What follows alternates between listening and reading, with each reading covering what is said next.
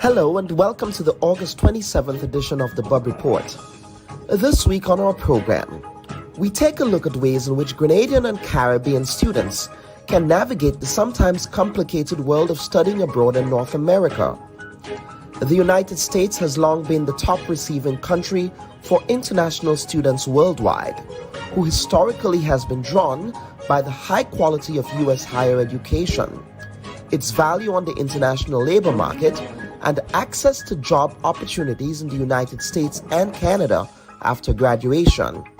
While getting an acceptance letter from an institution of higher learning may be the easy part, students and their families are hard-pressed to navigate the F1 student visa process, as well as the cost of relocating to a new environment and assimilating into a new culture. This week, we take a deep dive into the world of higher education. Also on the report, the recent contract killing gone awry in Grenada has brought attention to the issue beyond the borders of countries with traditionally high crime rates in the Caribbean. According to a 2021 CMC report, citing former St. Lucia Home Affairs Minister Hermegild Francis, the hitman for hire phenomenon is becoming a big business in St. Lucia and other OECS territories. Over in St. Vincent, a High Court judge recently sentenced 3 men to prison, with sentences ranging from 34 years to life imprisonment after they were found guilty of murdering 2 brothers, one of whom was a police officer in 2017. All 3 men were part of a contract killing conspiracy. We explore this phenomenon and the implications it may have for Grenada. We welcome our guests, Timon Thomas, educational consultant, and Jensen Levend, senior reporter with the Trinidad Guardian newspaper. I am your host, Dr. Kellen Bubb. We thank you for joining us.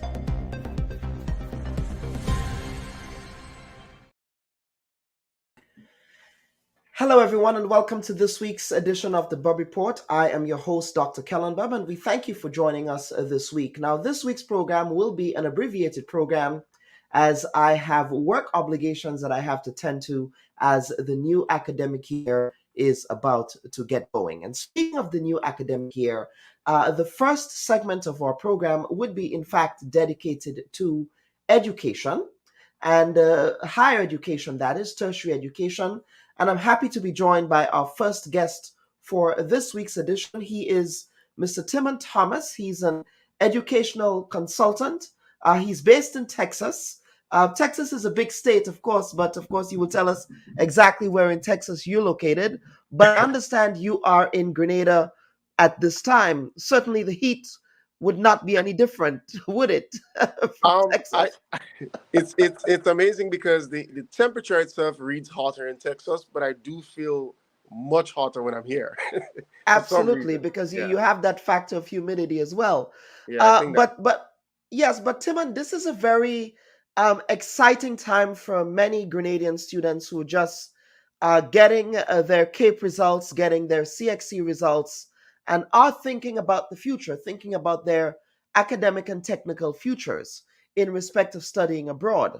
I remember that time when I was excited, for example, to attend Midwestern State University in Midwestern Texas, only to realize, yes, you get an acceptance letter. They tell you, oh, you have a scholarship, but then you really can't afford to attend the institution because, you have to meet particular student visa thresholds. So, and this is where, of course, you come in. Many parents, many students are perhaps now looking into getting into American and Canadian universities of higher education. The US continues to be a significant draw for Caribbean students. Is that still the case? Before I get to your question, if you don't mind, let me just first say thank you for this opportunity. And I must note that I also went to Midwestern State University where I got my first degree. So we have something in common there. So I think the US is still one of the desired countries because of its, I would say, relative distance to the Caribbean in general. it's a place where it feels closer to home. There's no big language barriers that you'll have to deal with, and then obviously the quality of education in the U.S. has been known to be very high quality for a lot of years, and they have a lot of universities in the United States. So it still is a very desirable place to study, and I think many young people are still looking for that opportunity to get out to the U.S. to study.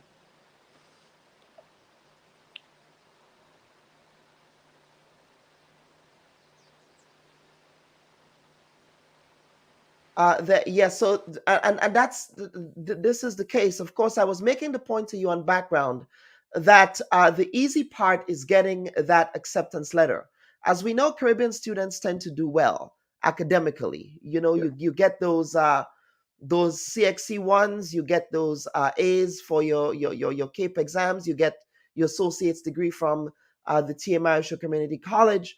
But that's the easy part, getting that acceptance letter from the university. That's the easy part, yes.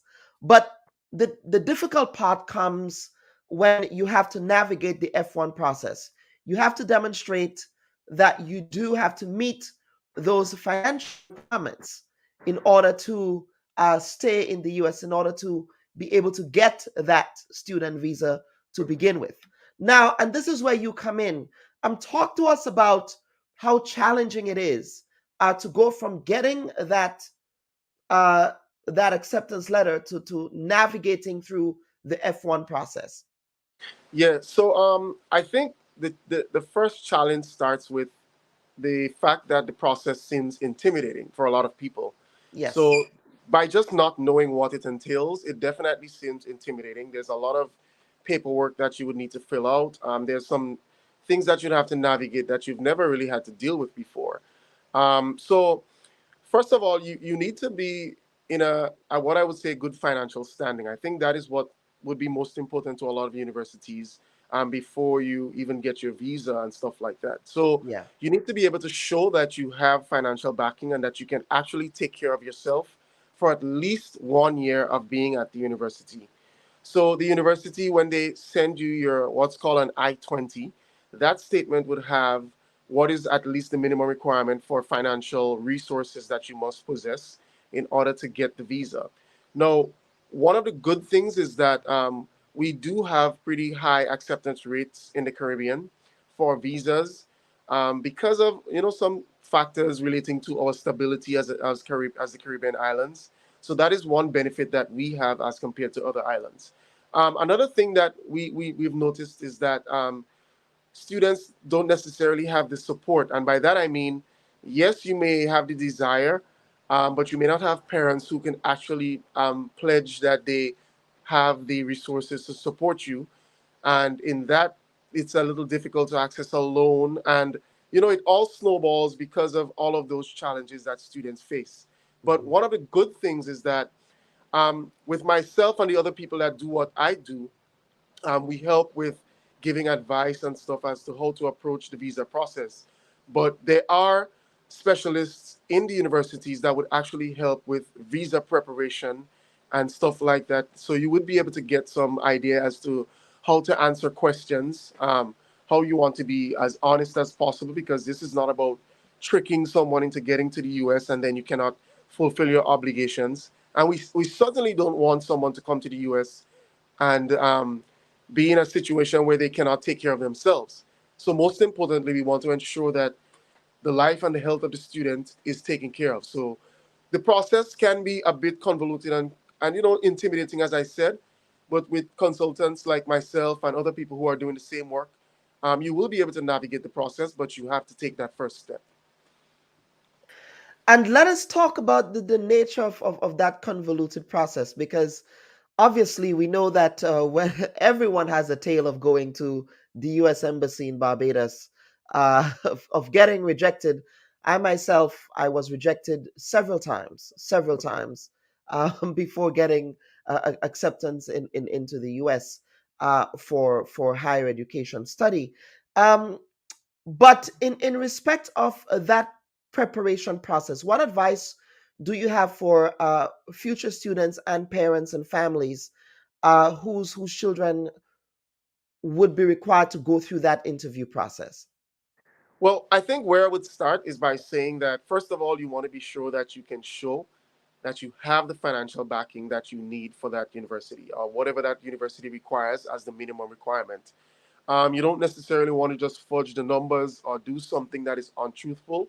So, first of all, be honest, but make sure that you have that financial support that is necessary and would be required by whichever university you decide.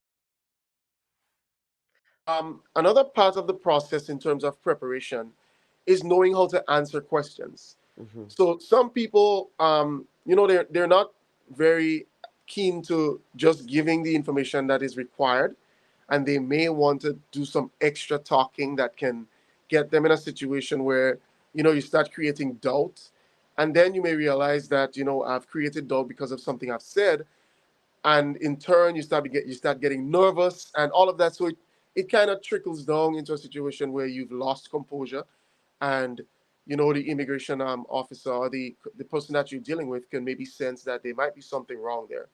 Mm-hmm. I would also say that you want to be truthful. You want to go out there to study, to better your life, and to achieve your educational goals.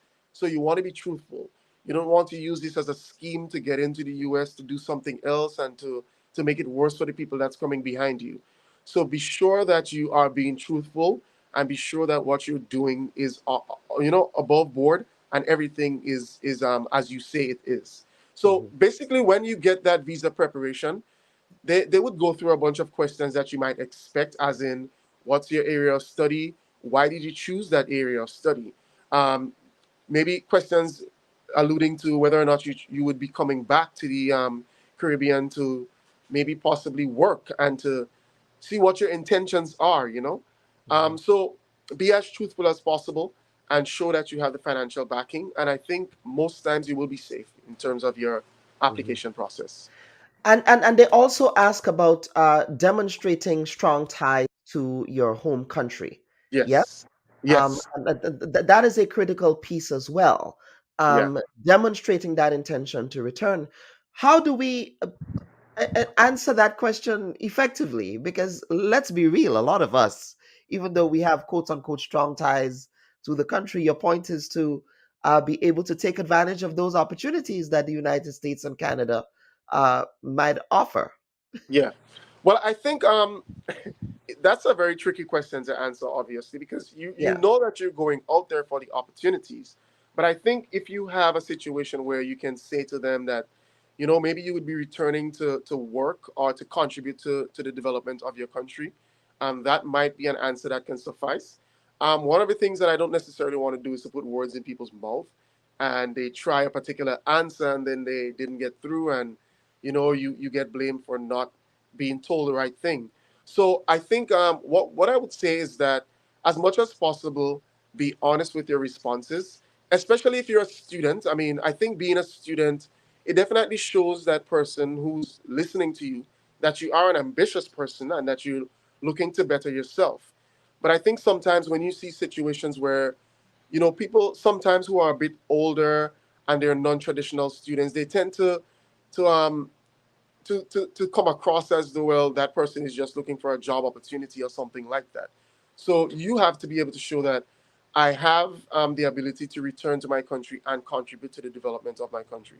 But as with everything with the immigration process, there's no real particular thing that I can say, because you don't get that feedback to know exactly what works and what doesn't. But I would just say to people, be honest, make sure you have your financial backing, and then hopefully the process works out for you. Mhm. So you're successful at that interview process, that F1 interview process in Barbados. You have that student visa in hand. Yay! Now you have to navigate um, the first few weeks of school. You have to navigate housing. You have to navigate budgeting. Obviously, you're not working yet. you know, Obviously, there are work study opportunities Yeah. that would come once you get to the United States.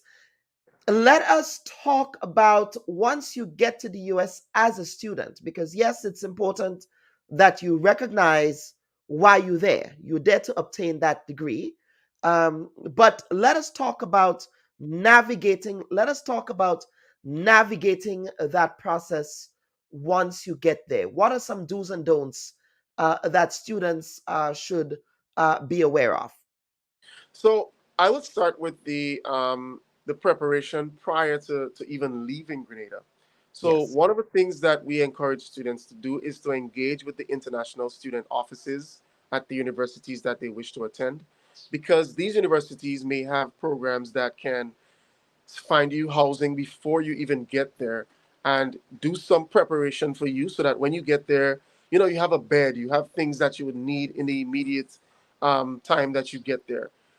So a lot of the universities that I specifically work with, they have that support for students. So that is something that you definitely want to engage with before. You don't just want to leave and expect that things would be ready made for you when you get there. I Mhm. would say, Kellon, that this is a process that it turns you into an adult, because you have to be ready to navigate a different culture and a different space, and it definitely could be a bit intimidating if you don't have some level of maturity. So apart from consulting with the people at the universities before you get there, um, after arriving, some of the universities that I work with, they actually provide transportation services from the airport. So you arrange with them, you get a ride from the airport, you get driven and dropped off right at the university where you would be, or the housing complex where you would be living. Um, they normally would take you to the bank to get your account set up, because you have to have a U.S. bank account, and then they would bring you to the school where you would need to get registered for classes or ensure that you are registered for classes. So all of those processes is a bit of a hand-holding process in the very beginning, because we know that it is a new environment for you, but we want you to know that there is support for you when you are entering that process and that university for the first time. Now, one of the things that I would always tell students is that you need to find your community. Find a group of people that you can rely on for support. And when you get there, you can always ask questions, and you can see and get the lay of the land based on what people tell you. And that is something that's very important to do. Um, Apart from all of that, you have to figure out how you're going to approach your educational journey. So it's a lot, and I would say that it usually takes you about the first semester or the first semester and a half to really get settled in and figure out what's going to happen. But overall, the universities that I work with, they all have some form of external support program that can help you with navigating or transitioning into the university itself. Hmm. Hmm. And those adjustment pieces are extremely critical because, of course, it's a new environment. And I'm in America now. I've arrived, and then you Yeah. get there and you realize, hey, there is a lot here that we have to navigate. Of course, viewers and listeners, please share this conversation, especially for those of you who have prospective students who are interested in pursuing higher education in North America. Mr. Timon Thomas is an educational consultant who specializes in assisting Grenadian students, and I suspect other Caribbean students as well, in navigating that student visa process, in navigating adjusting to life in the US. Now, you said something very important there about um, having that plan and executing that plan. In your experience, what are some of the areas that students tend to fall through on? So I think, so I must say though that the Caribbean tends to have a very high rate of completion for students. So a lot of our students do not just get to the US and they flunk or they defect and they just leave the university. So that is one success programs that I can attest to.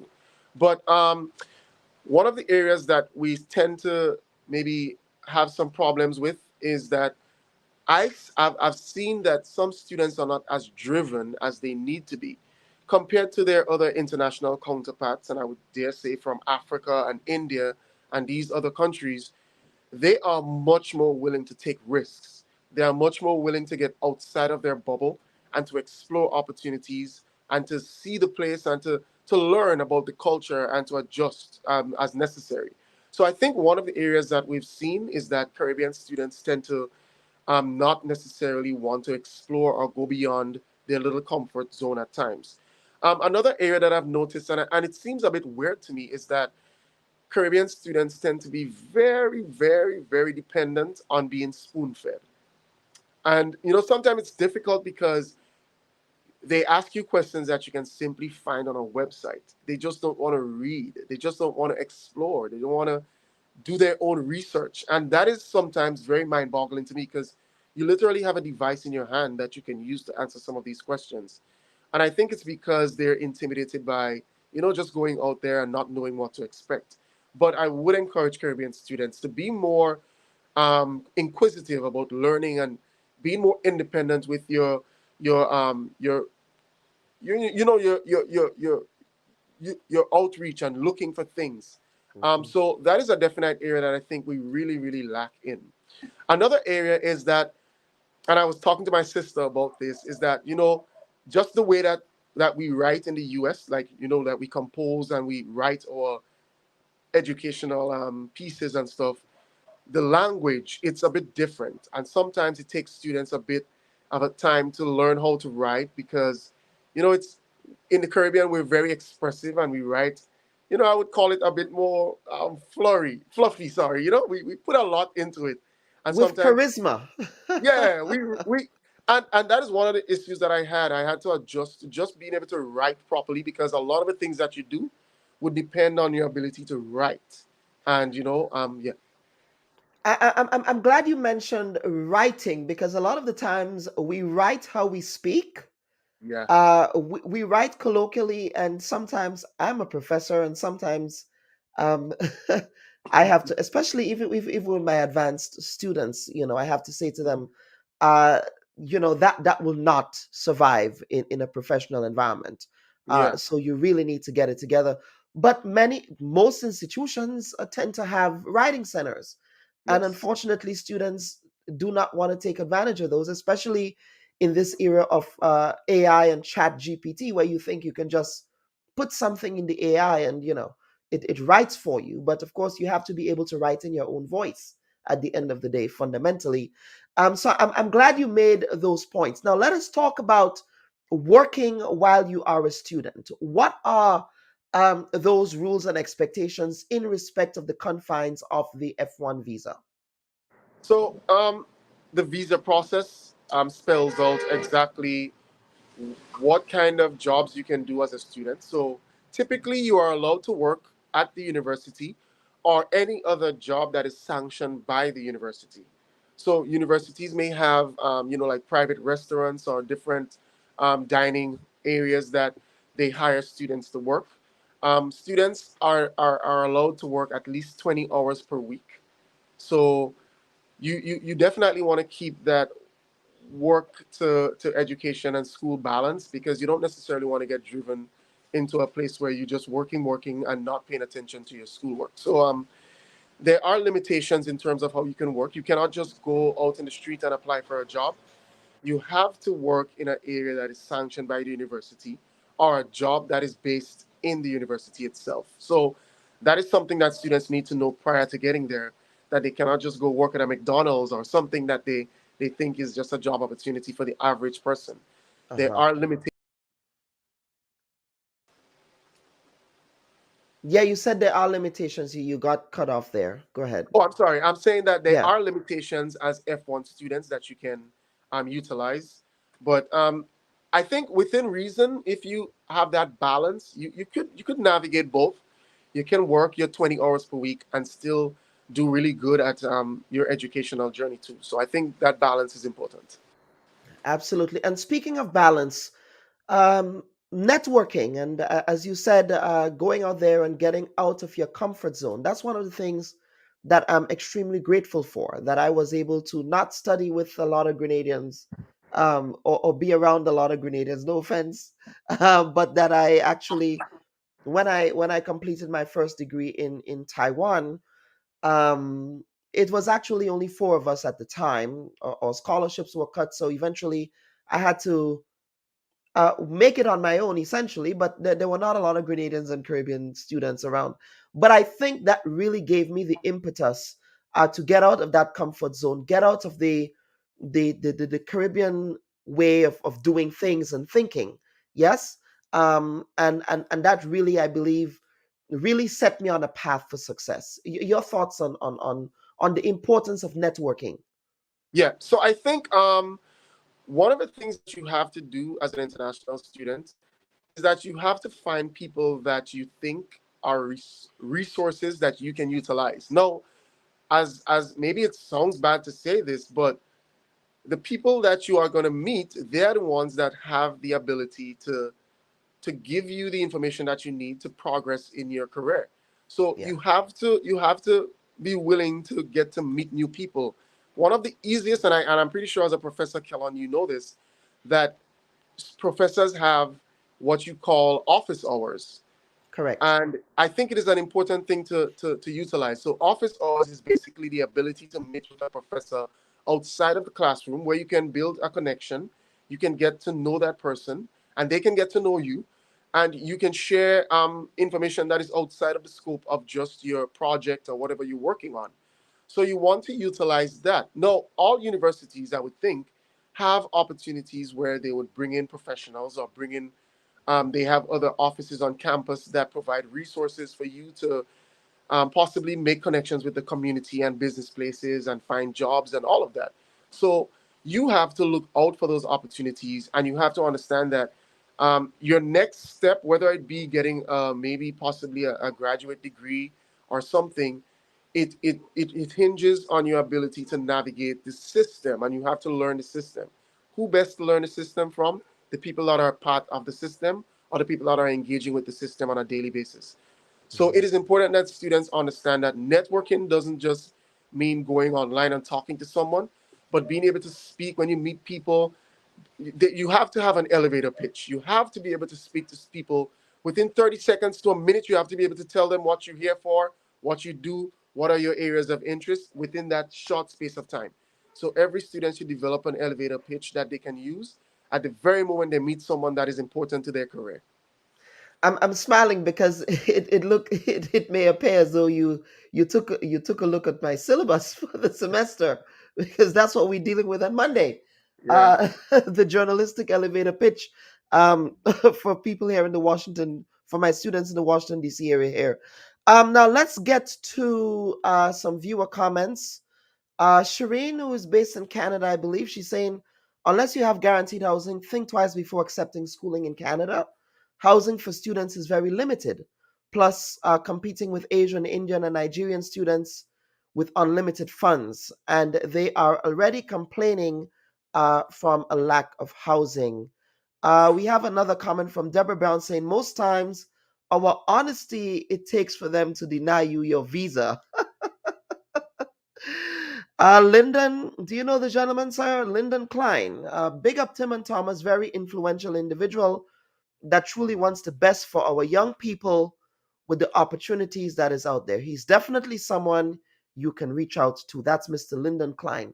Mr. Klein, are you from St. David, sir? Is Mr. Klein from St. David's? I don't Uh, know. he, he is from Granbra. He's one of my really good friends. Okay, he's from Grand St. Andrews. All right. Lydia James saying, so true. I was very honest the first time I tried and was denied. The second time I lied and was granted. Of course, that's not the advice we want to be giving We cannot give our that. We cannot students. responsibly give that type of Officially, we advice. can we cannot.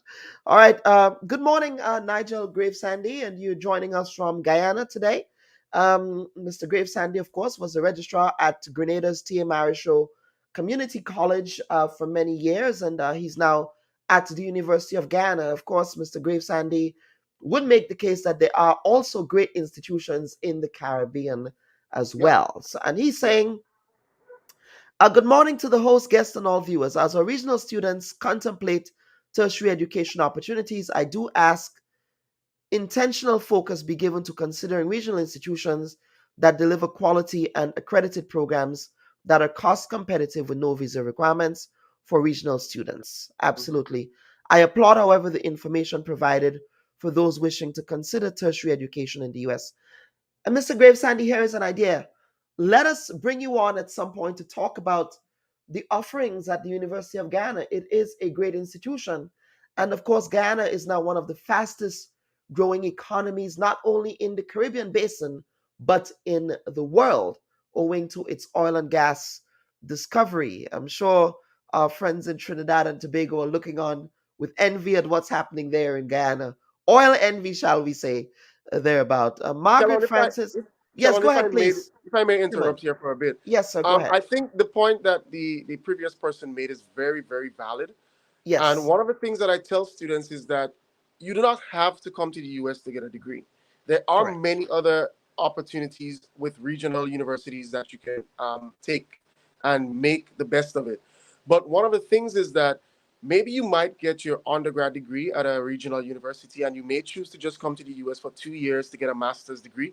That is always a very good option also. So there are opportunities. There's SGU. There's many other opportunities for students to earn a bachelor's degree. But if you wish to go beyond, the US is a good place to come. Come for 2 years, you do what you have to do, and you move out, and you're done. You're done with it, and you reduce on the expenses and all of that associated with that. And plus, a lot of the credits that you acquire while you are at universities here in Grenada can be transferred to the universities in the US. So it definitely is a benefit that you might want to consider. Absolutely, a very good point. Claudia Nicholson, in my honest opinion, this is a defeatist attitude. Students need to network and think outside the box to make it. A lot of us would not be where we are if we thought this way.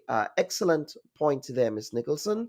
Wendy Ferguson, networking is important in today's society. Absolutely. I say this to my students all the time. Margaret Francis. Hello, Margaret. Welcome back. I'm not sure if you're still in Jamaica, but I was glad you were able to make it for our colleagues' funeral, our late colleagues' funeral there. May her soul rest in peace. Great Caribbean journalist. Margaret said, I do not agree with the writing comment. What we need is to teach students that writing and speaking are two different things. Yeah, you do not write how you speak. I didn't need to come to the US to learn that. I was taught that by one of the best. And she said she was taught by one of the best English teachers in Grenada, Mr. Batiste, aka Daddy Bakes at the Anglican High School there. All right, so those are some viewer comments. Timmons, if anyone wants to get in touch with you, how can they touch base with you? Talk to us about your website and the ways that we can reach you and to get assistance with navigating through those processes. I think we lost him again. I went off for a bit there. Yes, you've been Okay, going I'm on back. and off. I'm sure. I'm not too sure. Are you on Flows Network? They're not a sponsor I, here, so I can say whatever I I want. I wish not to. I wish not to answer that question right now. Okay, but please proceed. Yeah. So the service that I provide, it's a very what I would call maybe intimate service. So I basically Yes. speak to people. It's not that I'm just going to direct you to a website and that's it. I utilize Facebook. So if you look at Go Study WIU Study STUDY WIU, or you search for me on Instagram, any one of these places, you would find me with the same name, Go Study WIU. Um, the reason for that is because I want to be able to interact with people on an individual basis, on a personal basis. So I try to do that as much as possible through messages. WhatsApp is always an option. My number is 940-781-5357. So those are some of the ways that you can reach me. And aside from myself, there are other people here in Grenada that are doing the same thing in terms of trying to help people with the process. So if you heard of anyone that's helping with that process, feel free to reach out to them also. And if you wish to speak to me particularly, Go Study WIU is my handle for all of the social media platforms that I use.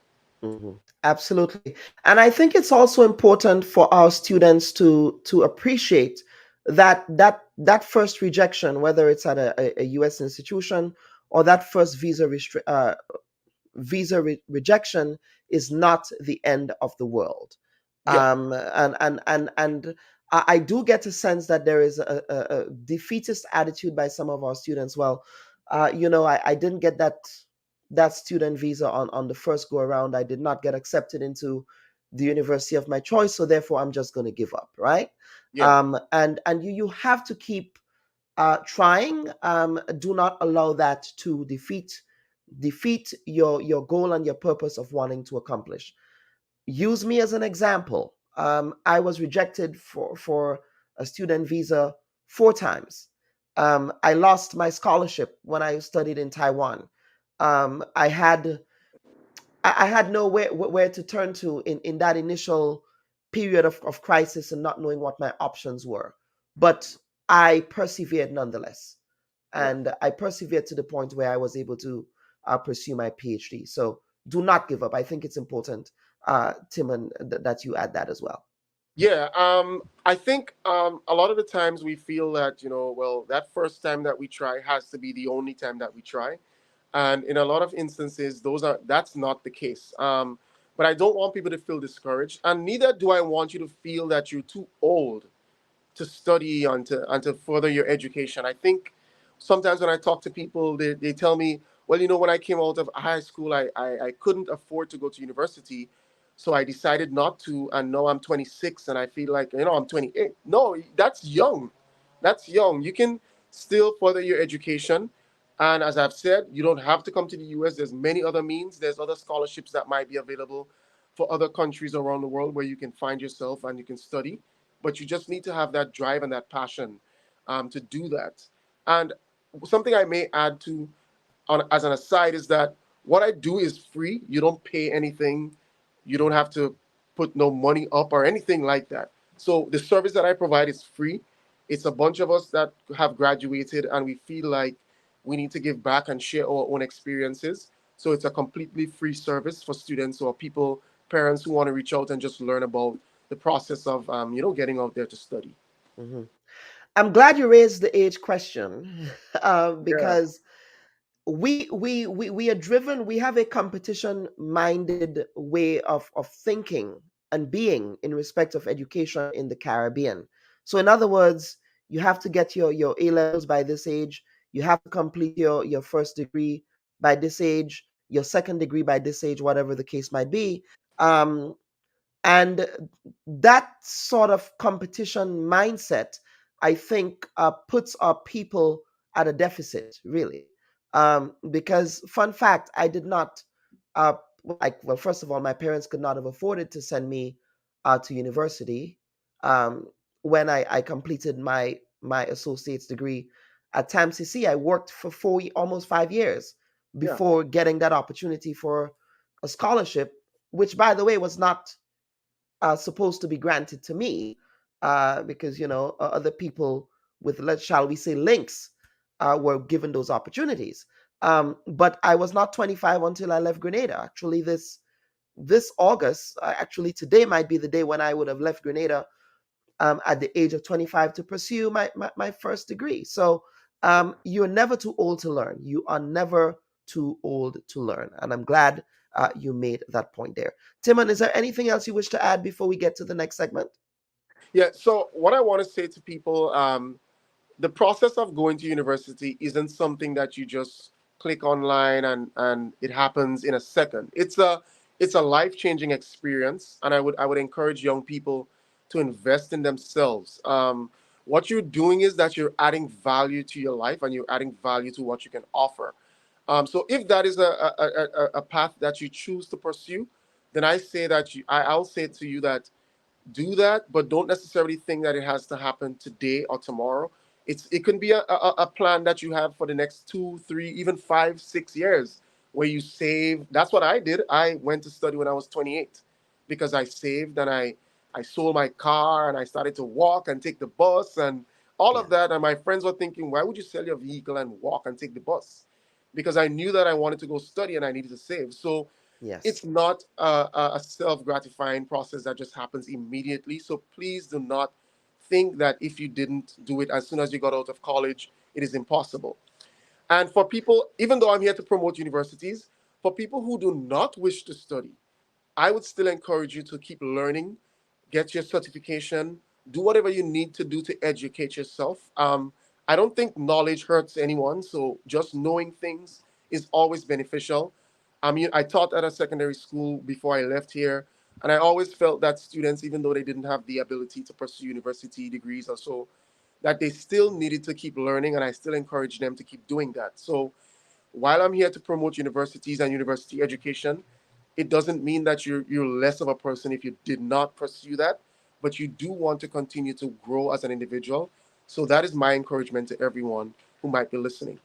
And you're also not less of a person if you pursue technical and vocational education. Exactly. Yeah. I always look. Last semester, I got into it with, shall we say, a traditional parent who wanted her daughter to pursue law. She came to me as a student and she said, Professor, I'm not passionate about law. I'm passionate about plumbing. I like plumbing. I said, well, you go pursue plumbing.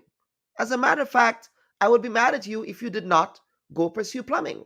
And that parent, an Indian parent, came to me and said that I was trying to influence her child away from their wishes as parents. And I said, well, I'm glad I did that, because that student is going to be pursuing a career that she enjoys. Yeah. And for students out there, for young people out there, please pursue careers that you enjoy. Do not do anything because your parents want you to do it. Do not try and live vicariously through your parents. My mom wanted me to go to law school, but guess what? I had no interest in law, even though I tend to be argumentative. That was not my passion at the time. So please, and there is nothing wrong with vocational education. In Sure. fact, there are many vocational educational degrees that would have you earning much more money than some of those art history majors. No Yeah. offense to art history majors. I think But that might have been offensive. well, I with respect, I say that. With respect, I say that. Pursue what you are passionate about, and it is time for us to really think outside of the box in respect of how we think about academics. And I, Academics is not the be all and end all. It is not, and this is yeah. coming from an academician. And I think to add it to that too, I think a lot of the times we assume that the person who pursues academics would be successful and they would make a bunch of money and all of that. Yes, But if you were going out to the US and you're going to pursue something that doesn't necessarily have a demand, then I yes, really think you should reconsider that. You really want to think about, how do I find a job that pays for what I'm spending this money on? Or can I just stop at a bachelor's degree and earn enough money? Or do I need to go all the way up to a PhD in order to really earn that money to repay that expense that I got myself into? So yes, do not just jump out there and think, I'll just go do something. Like, for instance, one of the areas like psychology, for instance, people always tell me they want to do psychology. I'm like, you might want to think about the degree that you need to get to and the point that you need to get to where a psychology degree really, really brings returns. So be very conscious of that and not just think, I'll just go do it and go out in the US and spend a bunch of money to do it. So being yeah. conscious of that. And also the academic, the education process is not glamorous in many instances. Yes, people see at the end of the semester you got your cap and gown, your graduation. Sometimes it is not glamorous. Okay, as a student, I washed dishes, I cleaned toilets. Yeah. Okay, sometimes you might have to do that. Sometimes you might have to babysit. And for those who laugh at babysitters, don't laugh at them. Okay, it's a means to an end. It's an honest living while while you're pursuing your education. So that's another thing that we have to encourage our students, especially for those of us who are going abroad to study. It is not all glamorous. You may see photos of people going to clubs and going to events and things like that, but you do not see the story behind the glamour. Okay, there are things you might have to do. They say you have to stoop to conquer. Please. All right, Cadella Henry Victor is saying, great perseverance, Dr. Bubb. Many students are feeling so bewildered because they may have failed on certain subject areas. it is important to encourage them with the understanding that while CXC results can shape your future, you still need the tenacity to move forward. So, on that note, I think it's important that we continue that conversation. And I believe, Timon, you're doing a great public service to Grenadian students. So, thank you and the others for the work that you're doing, sir. Thank you very much for the opportunity, and I wish to hear from people. If you just have a simple question, reach out to me, as I said, and go study WIU, and we can just have that initial conversation. Mm-hmm. Absolutely. Viewers and listeners, Mr. Timon Thomas, he is a Grenadian resident in Texas who, at this time, we know that it is the season of study abroad. It's the season of trying to determine what the next steps are for those who just completed their CXC and CAPE examinations and have results in hand. So thank you, Timon, for the valuable information you were able to provide today. Viewers and listeners, we will take a quick break and we will come back with our next segment of the Bubb Report for this week. Please stand by. Hi, everyone.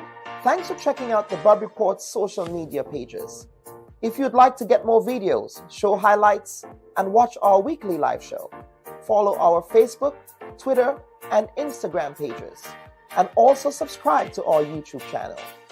You can catch repeat episodes on Wednesdays at 4 and 5 p.m. respectively on CRFM Radio and GBN TV in Grenada. We are also viewed on Sundays at 8 p.m. on WPG10 throughout the Caribbean. Thanks for watching.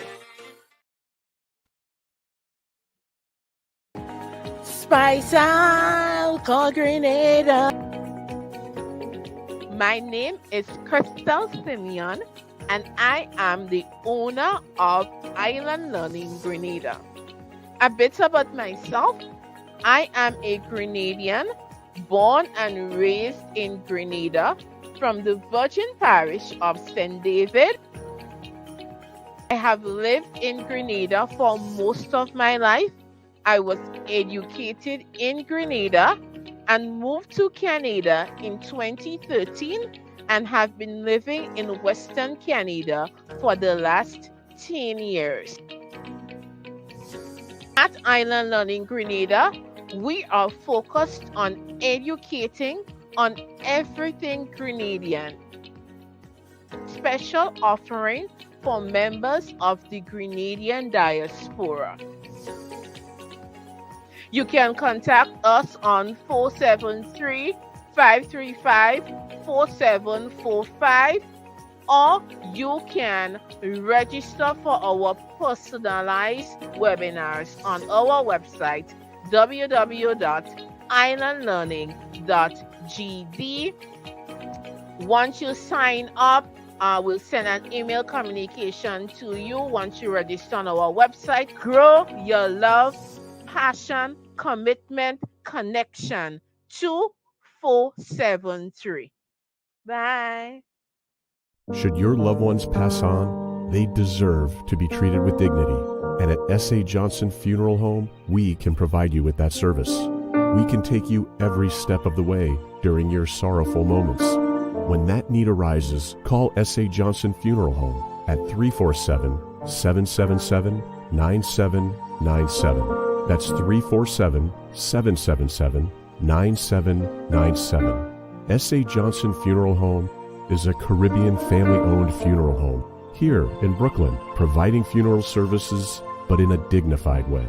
From cremation to burial to the repatriation of your loved ones, you don't have to go through the hassle, as we provide exceptional service that allows you to mourn and heal peacefully. For more information, visit our website, www.sajohnsonfuneral.org.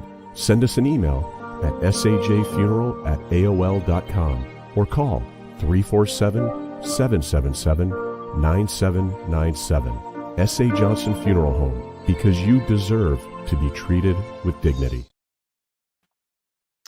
And welcome back to the Bubb Report, viewers and listeners. Now, the recent contract for hire killing in Mount Egmont in Grenada certainly sent shockwaves in the national community, because It's certainly a crime that we're not used to in Grenada. In fact, one viewer commented when we posted the promo for this program that please keep that type of crime out of Grenada. But in fact, the issue of contract killings is not only prevalent in, shall we say, the crime hotspot areas of the Caribbean, which tends to be Jamaica and Trinidad. Other OECS countries have been seeing an uptick in contract killings. And here to help us make sense of this phenomenon is a senior reporter, and of course, his beat is crime in the Republic of Trinidad and Tobago, Mr. Jensen Lavand. I hope I'm pronouncing your last name correctly. Please correct me if I am, and welcome to the program, sir. Good morning. Are you hearing me? Yes, loud and clear. Good, good. Yeah, one quick correction. It's Lavend. Some people say Lavende, but I was told Lavend from a child, so I'm sticking with Lavend. Sticking with Lavend, okay. Now, a cursory Google search of the Trinidadian Guardian newspaper's page around crime and contract killings, and your byline comes up first.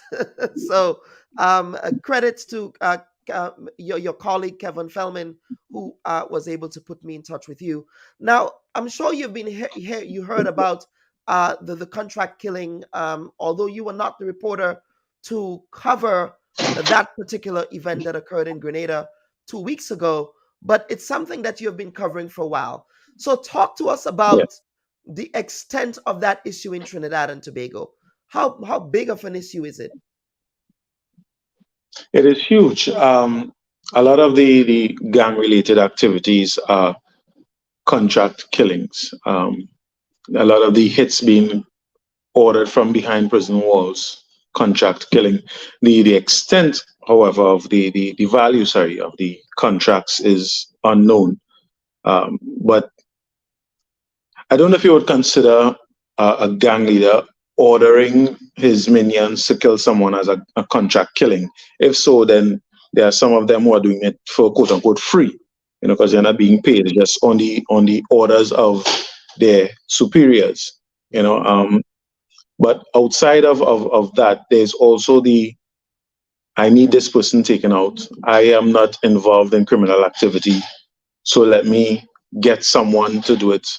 One, as I'm speaking now, one comes to mind. I can't remember the name of the deceased, of a guy who wanted a relative of his to be sent to the beyond, and just so they could claim property and valuables and whatnot.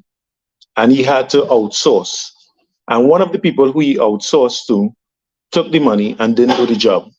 So he had to go and find someone else to do the job. And he was, sad to say, successful, because the person was killed. But you have these things as well, where the contractors would take your money and not, do the hit. But that's very rare. So what I hear you saying here is that you have two types of, shall we say, ordered killings. You have those that are, that the individual would pay for that particular hit to happen, and then you have those who are acting on the orders of gang members. Yes. Absolutely. But the term contract killing gives the connotation that it's a, sorry, I said the term contract killing gives the connotation that it is for hire. But if we were to broaden that understanding, it could mean just you following the orders of your boss, because you may not be paid immediately, but because you're part of the gang, there would be some sort of financial agreement, some sort of financial benefit further down the road. So you could also classify that as contract killing as well. Now, in the context of Trinidad and Tobago, someone orders a hit. You order a hit on that particular individual, and you just indicated a family member can do that against another family member, or if you feel someone wronged you in any particular way, you can decide, you know what, let me pay this individual. Talk to us about how lucrative that is. Is it a lucrative endeavor? It is. I mean, about 90% of our killings is regarded as gang related. Hmm. And I don't think people are just killing for the fun of it. There is no serial killer in Trinidad and Tobago, as far as I'm aware, as far as the professionals are saying. You know, so these hits, these murders are, because looking at the 90% that is, these are for some financial gain. You know, even if it's just quote unquote disrespect, even if it's just for control of territory, control of turf, it is a financial gain to be had by somebody. So it is prevalent, and we have been seeing the numbers starting off in the early 2000s, late 1990s, moving from probably 100 a year to 3, 4, 5, 602 last year, the highest we ever had. And we on par for that same figure this year. Hopefully, we don't get there, because right now our figures is, I don't have the to date figures, but the last figure I had, we were about 5 or 6 less this year than we were for the same period last year. So that's a good trend. Hopefully, we could maintain that and not have 600 plus murders within a 12-month period. Within that 12-month period. Now, what about cross-border hits in the context of what occurred in Mount Egmont in Grenada? That was a cross-border hit. In fact, based on your colleague from another newspaper, that's the Trinidad Express, based on his reporting, that hit was ordered by allegedly, we're saying allegedly now because now that's an active investigation, ordered from behind bars in a Trinidad and Tobago prisoner by a prominent underworld figure who ordered that cross-border hit in Grenada. Mhm. What was? I'm sure you probably read that story, even though you Yeah, didn't cover it. But what was unique or different about that particular story as opposed to the others you have been reporting on? The others in the past that I've reported on was the other way around. It was outsiders ordering hit of Trinidadians and Tobagonians. This is the first that I have in my 15 years of doing this, of a Trinidadian calling a hit from in Trinidad to someone outside of the country. Even if you were to leave the country, the hit would have been happened when you returned, because this was before my time of state witnesses in the Dolce matter. And if you just Google Dolce and Trinidad and Tobago, you'll get the history on that, one of the most prominent drug figures that we have ever had in Trinidad and Tobago. And I think it's Huggins was his name. Yes. He left, he came back. The hit was ordered in Trinidad and Tobago. He left, he came back to Trinidad, and he was killed while he was in Trinidad. So this particular one that happened a couple of weeks ago, it was the intended target, they did not, like we use allegedly here, the alleged intended target was not killed. An innocent bystander was killed. Right. When they went to get to the target. So this was a Trinidadian in Trinidad ordering a hit for another Trinidadian outside of Trinidad. Outside of Trinidad. And it actually going ahead and happening outside of Trinidad and Tobago. So we have been seeing the criminal underworld networking regionally and internationally for some time. But to see this type of, I can call in Trinidad and have somebody outside of Trinidad killed, to me that is scary. Yes. But yeah. And you've never seen that. You've never seen that, and you're saying it's scary. Yeah. Why? I mean, for somebody who covers crime, why does that spook you? We have had witnesses killed in Trinidad and Tobago before. This is not new. That has been going on for 20 plus years. Our witness protection program is linked to the Caribbean as well. I know of witnesses going to other Caribbean islands. We know that inside prison walls, there are hits being called. And we know that they are successful. Imagine that when we thought that you could have taken these people outside of Trinidad and Tobago and put them in Barbados and Grenada and St. Vincent, which is closer, which is cheaper. And now you have the ability to reach those witnesses just next door. You know, when you once upon a time you would assure these witnesses, hey, you would be outside of the country, so you'll be safe. Your family members will be outside of the country, they will be safe. We are seeing now that not really, you're not that safe, because we can call you hit from Trinidad and you in Grenada could get the bullet, and you in Barbados could get the bullet, and you in St. Vincent or wherever other Caribbean island you are could get the bullet. The only place outside of the Caribbean, North America, I haven't seen anybody try to make that reach as well. That if it reaches that stage, then as I say, all hell breaks loose. Yeah. I'm glad you reference here witness protection, because it is not something that I even considered in respect of witnesses, whether you witness a particular crime or whether you're victim of crime, you get into a witness protection program. What I hear you saying here is that we do have these witness protection programs in force across the Caribbean. Yeah. From my information is that witnesses are brought to various Caribbean islands to keep them safe. I don't know if it still pertains. This information is at least 2-3 years. It's pre-COVID. We're using COVID now as a measure of time. So pre-COVID, this information would have been shared with me, that some witnesses would leave the jurisdiction and stay in the region because it's a whole lot more affordable than going to North America and some of the other places that witnesses would want to go. Mm-hmm. Mm-hmm. Right. And So I suspect it's probably an exchange. we might have some neighbors in Grenada, St. Vincent, St. Lucia from Trinidad who are just hanging around, but they're actually in a witness protection program. Oh God, I pray that doesn't trigger any national security concern. We are being very careful here, of course. We are not going to be referencing any names. But in my research, I also found out that some of those hired contract killings in the context of Jamaica, for example, that some people they take pittance, shall we say? They don't take a lot of money in order to carry out those killings. Yeah, and that is true. That is true.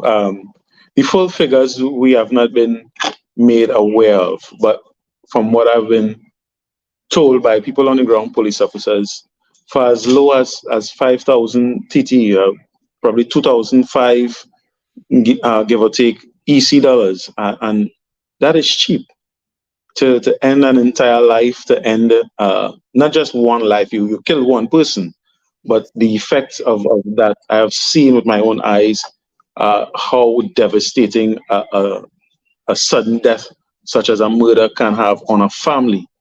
The father becoming alcoholic, the brothers and sisters dropping out of school, not working, and just totally disrupting the entire family for as little as $5,000. That can't even last you a week properly. We talking 5,000 TT here, right? Yeah, 5,000 TT. So 2,500 or there about 2,500 EC dollars. That's no money. And what makes it worse is that at the end of the day, the person who does the killing, they are no better off financially than they were before the killing. Mm-hmm. So why did you take this job? Why it didn't set you apart? It didn't, you didn't pay off any mortgages. You did nothing with that money. You spent it on drugs and women, wine and women, and 2,500. I don't know how far it will get you in Grenada, but in Trinidad, that ain't getting you much at all. Yeah, especially in this period of great inflation. Now, have you had the opportunity to speak to any of those people behind bars who carried out those killings? In your experience, what conversations, if you've had any, that you've had with them about the motivation behind accepting that job? I have always wanted to speak to. I sent feelers out to speak to the contract killers. I have spoken to several what we would identify as gang leaders. Not convicted though, they're accused of being gang leaders. So because they're accused of being gang leaders, the first thing they do is deny. So there's nobody who's out there saying, I am a big time gang leader, gangster, criminal, and I am ordering my minions to do these things. So there is no real credible response from them as to why these things are done and how these things are done.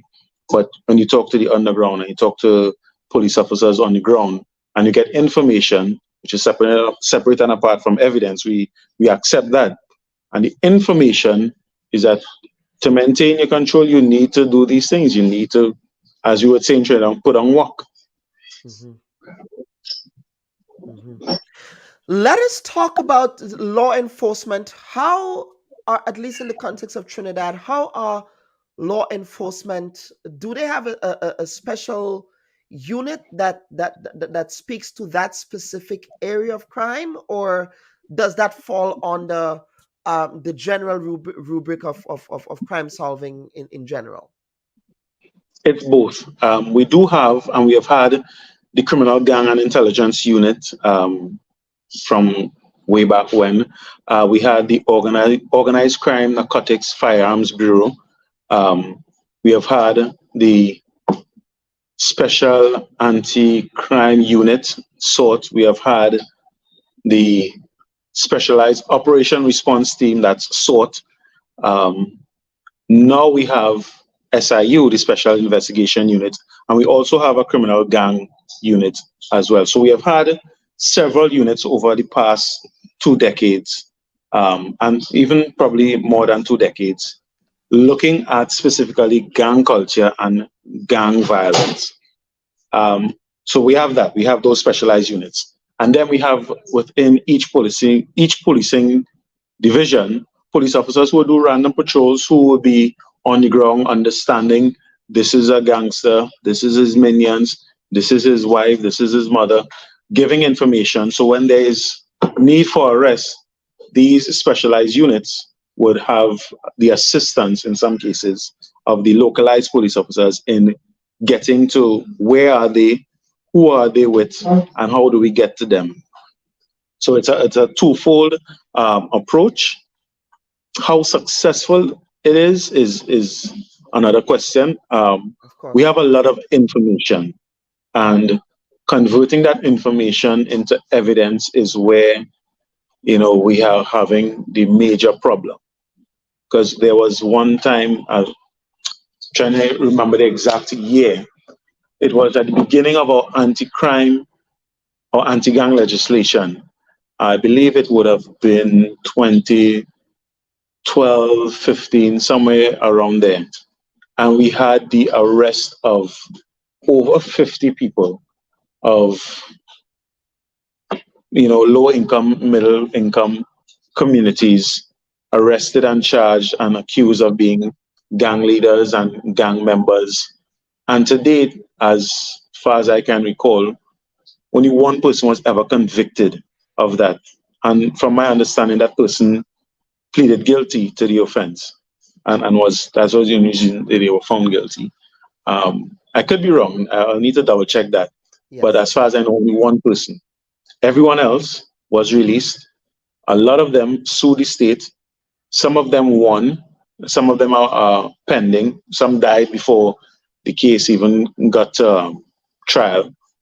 But we saw all these people arrested and being accused of being gang members and gangsters and, you know, ruining the fabric of society. And when they go before the court, the evidence is so slim, if that at all, that they have to be released.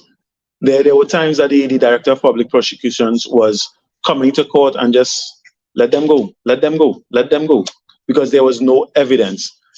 There is information. There's a lot of information. The ground will tell you, the police will tell you, the politicians will tell you. They know who is who. They know the criminals, they know the gangsters, but converting that knowledge into evidence, that has been our problem. That has been our biggest problem. Honestly, I don't know what is the issue with converting that information, that wealth of information into evidence. We have a lot of legislation. We no longer have the Anti-Gang Act, but we do have the interception of communication. So you can get these people's phone records and these things, these hits being ordered from in prison. We know it's been ordered from in prison because of the interception of communication. You know, we know that there's jammers and these things in prison, but there's WhatsApp. So there's no more regular phone calls, you know, WhatsApp, which is a little more difficult to jam and to stop, from what I was told. Yeah. So we have this information. We have all of these people. We have their identities. Why aren't they being arrested and charged and convicted? And once we iron that out, and we've been ironing that out for the past 15 plus years, I think we would see some improvement. But until then, we just have to hope and pray that, you know, the bullets miss. They say when your neighbor's house is on fire, you wet yours. It's something I strongly believe in, you know. But a viewer is asking, how many of these hitmen are found and tried? Strangely enough, I have asked the police for information pertaining to this. They have identified the gangs. They have identified gang members. So I sent some questions to them. This was, I believe this was pre-pandemic, or it could be in the middle of the pandemic. Since you have identified all these people, how many of them have you identified as being shooters? Mm-hmm. How many of them have you identified as being shooters? And if you have identified these shooters, why not arrest them? Have you identified that these shooters are responsible for multiple killings? Have you identified them for the killings that they would have done? And the short answer to that is yes, they have. Again, going back to the problem before, we can't convert the information to evidence. So what happens is that when they are killed, you get a long list of the people that they knew they killed. So you know John Doe, who was killed by John Bob, was responsible for the murder of these 10 people. Mm-hmm. But why wasn't that brought up before? Why wasn't he arrested and brought to court before? One perfect example. There was a gentleman by the name of Cedric Burke, right, aka Burkey. One time there, his MP for the area was now sworn in, so she invited a few people and he attended. There was a whole lot of issues surrounding that because there was this photograph. I'm sure if you Google it now, you'll find it, him in a shirt and tie. Are we talking about the Marlene McDonald fiasco there? Yes. Yes. I remember that. Yes. I remember that. Yes. And she got in a lot of trouble for that with Dr. Rowley. Yes. She was fired. She was fired because she was associating with this so-called gangster. Mm-hmm. He was never convicted, never arrested. Well, let me just see. He was arrested for being a gangster, but he was freed and he was suing the state. Him and someone they considered two big fish that were arrested and charged in the Hyatt. Remember I was telling you that there were about 50 plus people were arrested for being gangsters. He was one of them. So you have this information that this man is supposedly the leader of the Rasta City gang, but there is no evidence. You have never arrested him. I did a story with him where he literally had a police certificate of good character. This is a man that the police is saying is a notorious gangster, but the police themselves is identifying him legally as someone with good character. How is that possible? How can you have all this supposed information that he's this big, bad, terrible wolf and we need to get rid of him, and at the same time he's a person of good character? It doesn't add up. Again, once we cross that hurdle, I honestly can't identify what is the problem between the information and the evidence and how do we bridge that gap. But once we do that, all this information that we have about people and that only comes out after that, after they have died, mm-hmm. Then we would see some sort of changes. And it befuddles me, Dr. Bob, that we can't convert this information into evidence. It is very sickening. It is very sad. So yes, they have identified who these shooters are. Yes, they know who they are. Yes, they know why they have been killed based on information that they receive. And some of it ties to a fear of coming forward. Witnesses don't want to come forward. As I mentioned before, witnesses have been killed in the past.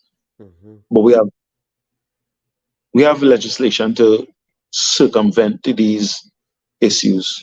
Granted, if you are killed after giving a statement, your statement can still be used. You don't want to be killed. That is understandable. Yeah. Right. So if your family member is gunned down and you want justice, you can come forward, give the evidence that you have would put the killer behind bars. And if, God forbid, you are to be killed, your statement, your evidence would still be used to assist your relative that you wanted justice for. And that is not appeasing. I understand that you're going to get killed, but you must do something. You cannot, it cannot be that your loved one was gunned down in front of you. You saw the killer saw you, the killer saw you seeing him, and then I didn't see nothing and turn a blind eye to it. And then a couple months later, the killer would be killed. And then you would say, see, God don't sleep. But we need people to come forward more. And I'm advocating the prayers of the police officers here. We need the partnership of the people. We need that. We also need the police to be trustworthy. That is a critical component because crime solving, cannot happen without the witness input. That is a critical element there. Now, I know you have not been directly following or at least covering this case in the context of what occurred in Grenada, but we do understand that an arrest has been made, someone who is considered an accomplice in the matter in Grenada, but we have not heard about who that accomplice was transporting. We're still waiting to find out. Do you have any leads at all that you can perhaps share with us? Honestly, this is news to me. Let me take note of that and probably beat my colleague on that story. Yes, a Grenadian was arrested. I'll connect with you offline once we're done here. Okay. But an arrest was made in Grenada. The Royal Grenada Police Force in Grenada is confirming that the individual arrested is a Grenadian who is an accomplice who they indicated transported the suspect to that particular house in Egmont. But in respect of who they were transporting, that we don't know as yet. So again, it remains an active investigation. Whether or not there were any trainees directly involved in the incident, that information. Yes, right. So we, based on what we were told, of course, that hit was ordered from Trinidad. The individuals responsible for the actual hit itself, that the jury is still out on that. We do not have as much information on that as yet. But a Grenadian, not a Trinidadian, a Grenadian. So let's get to some other viewer comments. The powers that be aren't serious about solving crimes. Instead, persons of questionable characters are giving government contracts. Interestingly, Caribbean leaders have been called to work in unison with trying to eradicate crime, especially gun-related ones. Now, we talk about political will, but I think political will only goes so far. Yes, would you agree? When it comes to matters of crime, politicians can say they can make the greatest statements around wanting to solve crime, but if somebody orders a hit on you, they order a hit on you. They don't care what Rowley or Deacon or anybody says. As somebody said, even if you were to put police officers on every corner, that still wouldn't solve it. Because when the criminals want to get you, they would get you. If you have the determination of a criminal, you can do anything. You could walk to the moon and back. Once they want you, they would come for you. So it's not an issue of having more police officers. we need to get to the root of our crime. One of it is greed. We have a lot of greedy people. We have created a culture of getting rewards without doing the work, right? And that is facilitated by the politicians, have been facilitated by the politicians. And one of the commenters spoke of government contracts, and that has been a problem from before I came into the media.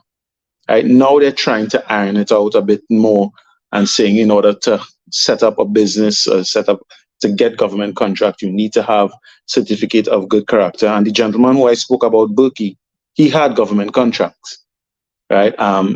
And to deny him a government contract based on information was, and I've been arguing that it's against his rights. You can't say, I'm not giving you a government contract because I have information that you're a criminal, but you don't have evidence. You have never arrested me. You have never charged me. Well, when the one time you charged me, you had to release me because there was no evidence. How could you deny me a contract because you have information? You need to convert that information to evidence. Otherwise, your lawyers and my lawyers will be arguing in the court and I would win. Right? So we've had that issue. We have had murders skyrocketing because of URP contracts, CPEP contracts, and we have created make work programs giving contracts to people in the hope that they would behave themselves, but they don't. And our former police commissioner, Gary Griffith, would have spoken about this many times. You give them contracts, and instead they uplift the community. They take the money that they get and they buy guns and drugs. And what they're going to do with the guns and drugs? They're certainly not going to put on a tea party. So where are they getting the money to buy the guns and drugs? From the contracts. So you need to get out of having contracts with these criminals. But they need to be identified under law as criminals. Going back to Berkey, you can't deny me a contract based on what you heard, what the neighbor said, based on information. No, you need to convert that to evidence so you would have a leg to stand up on in court. And we haven't done that. So we're still issuing contracts to people of ill repute. Just today, in a story that I did today, there was a special branch report about a certain government minister. Again, information that he was involved with a criminal gang leader and he subcontracted to a criminal gang leader. He, of course, is denying it. Since we have all these things, we can't address it properly if we don't identify properly our criminals. And once we do that, then we could say, I'm not giving you a contract because you have been charged with so-and-so offense, and under our laws, so-and-so offense. The other side to that, unfortunately, is how do you then reform these criminals who have been convicted? Because you can't be, I was arrested, I was charged, I was sent to prison, and now because of my criminal history, I can't turn my life around. So it's a very tight rope that we need to walk on.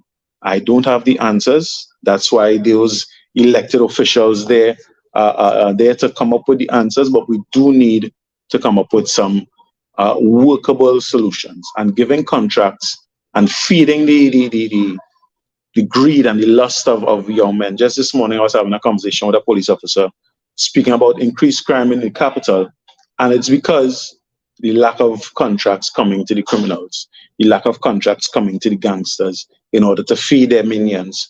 And if they don't do that, then the minions are they are now forced to go and put on work in Port of Spain.